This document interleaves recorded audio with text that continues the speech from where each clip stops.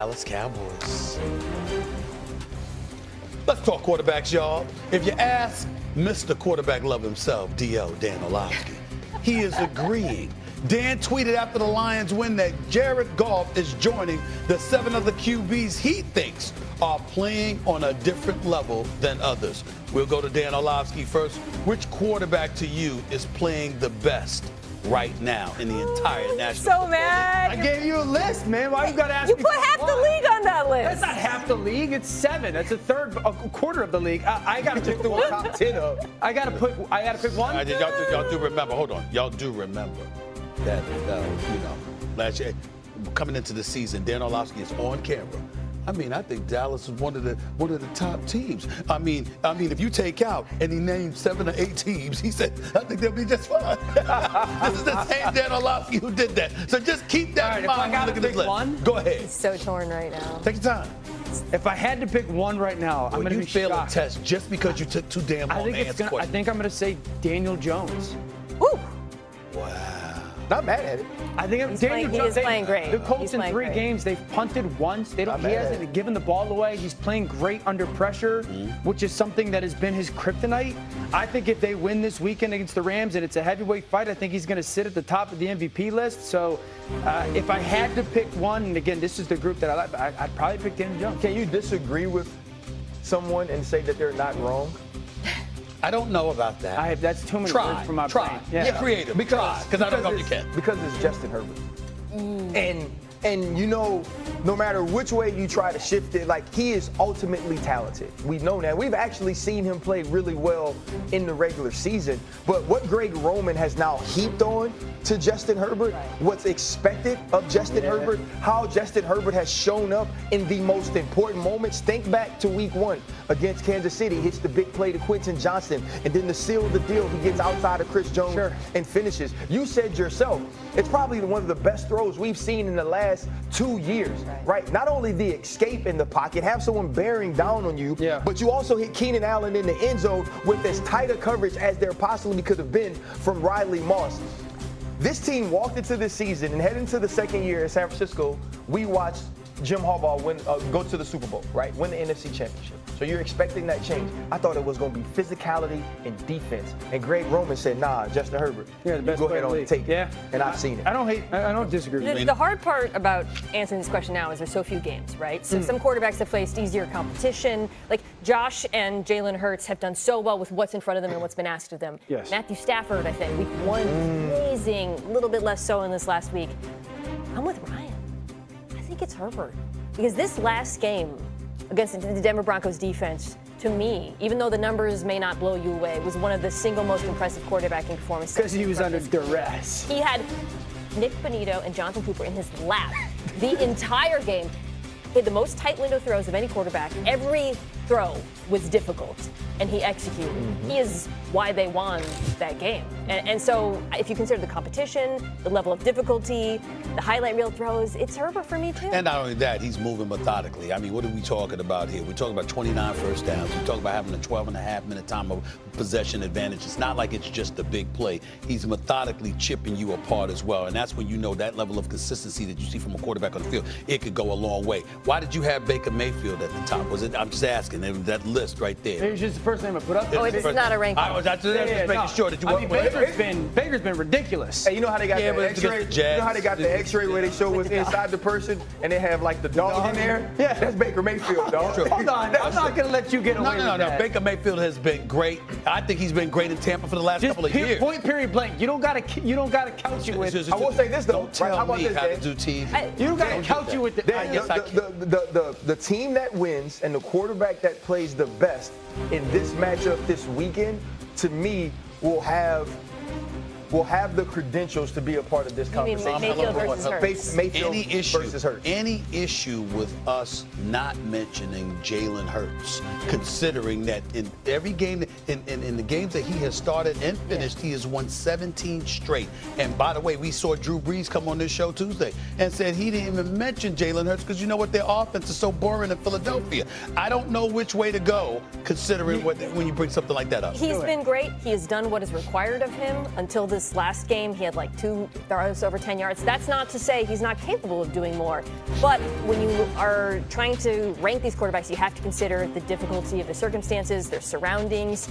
He has been in a much easier situation than most of the other quarterbacks. I think this is, you have to put Hurts in a small group because we have enough evidence that when the chips are on the line and everything's out there, like, he gets it done. And I went through a period where I didn't love the way it looked all the time, and I was a little bit of a doubter, certainly a hater, and I've gotten to the point where I'm like, dude, he just figures out the way to get it done. And so I think while you look at the list of quarterbacks and you're going, well, is he really as impressive as Lamar Jackson or Josh Allen or Patrick Mahomes or a Justin Herbert? Like, no, but he wins more or as much as them, if not more than them. So, like, you have to put him in there. I think the guy's name is interesting. Like, bro, if Lamar won the other night, we would have Lamar at 1. Lamar's having a Lamar's bonkers. But like, we see that all the time. We're getting used to it. Yeah, you get desensitized to like the Lamars and the Patricks and the Joshes. Here's what I'll say about Jalen Hurts. Jalen Hurts needed last weekend. Yes. Right? He needed that sort of game, not in the sense of just how he performed. He needed that pressure because there's very few quarterbacks that could have the 2 Super Bowls that Jalen Hurts has and be critiqued and picked apart and criticized and downgraded the way that Jalen Hurts is in large circles because of the way it looks. Right. And because he doesn't seem to say that if we can win, I'd rather do something else. In the sense of, if we can win running it, I don't feel like he will go to the coach and go, yeah, I know we can win if we give it this, but I'm not getting enough throws. Yeah. He's comfortable winning that way. I agree with you, and I agree with you about Justin Herbert. I will say this about Daniel Jones. The one thing it has me thinking about is that if he continues to look the way that he looks, was it really about him? Is it about Jackson Dart, or is it about the Giants organization? Because if Daniel Jones continues to look this way, what the hell was going on in these Rutherford? Yeah, I think it's more about Indy. I got you. And the Giants organization. You mentioned at the very beginning, should there be more heat on Joe Schoen? When I'm watching Daniel Jones, all I'm thinking about is the Giants PM and the terrible situation they put him in and how bad the offensive line was and the lack of weapons at times around him. Got you. Starts with O. Do you ever say the full last name? That's a great question. I just noticed that because we have 2 name and then O's on today. Dan O and Ed O. Patsy. It doesn't really work as well. But no. Patsy? But am I right about that? Who with the last name that starts with O, do you say their full last name? I'm trying to think of other people I know with the last name O. Pat, go ahead. While we think of that. So I noticed top of the show today, we talked about Aaron Judge and Cal Raleigh, deservedly so, but we failed to mention Kyle Schwarber. I'm sure there was just a clerical error. I mentioned him. By Nuno. What'd you say? We did mention him. We did mention Kyle Schwarber. Okay, but we didn't talk about Kyle Schwarber. But don't worry, that's why I'm here. Here was Kyle Schwarber's 56 home run yesterday on Sports Radio 94 WIP. And it swung on, rocketed to right, high and deep, and on its way into the second deck. No doubter from Schwarber, his second of the night. Kyle Schwarber with home run number. If the Phillies get robbed of an MVP out of Kyle Schwarber, they'll win the World Series. But don't you think the fact that Ohtani does as much as he does? They're 5-9 in games he pitches. But they lose still 2/3 of the time he pitches game. I don't think you can look at it. Yeah, but he had a hell of a game the last time out against but it puts so much pressure on their bullpen, and people just want to ignore that. He pitches 5 innings. That's what your 5th starter does. If you get 5 innings out of a 5th starter, that's great. But it puts so much pressure on their bullpen that they lose 2/3 of the time he pitches. But it saves you a roster spot elsewhere. The MVP isn't who has the most roster spots saved. I understand, but the word value is obviously in there. That's a value. So then does he win?